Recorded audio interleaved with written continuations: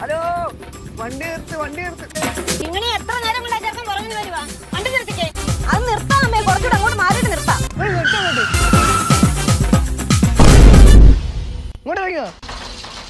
എന്താ മോനെ?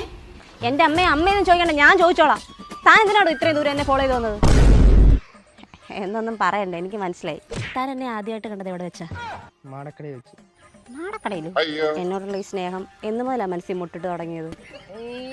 പറയാം അങ്ങോട്ട്, അമ്മ നീക്ക് നോക്കണ്ട. അതല്ലേലും ഇങ്ങനെ സ്വർഗത്തിലെ കട്ടറുമ്പോ എപ്പോഴും. ഇത്ര നേരം നിങ്ങളെ കണ്ടിട്ട് വണ്ടി നിർത്താഞ്ഞ്? അയ്യോ, അത് നിർത്താൻ ഞാൻ ലിപ്സ്റ്റിക് ഇട്ടിട്ടില്ലായിരുന്നു.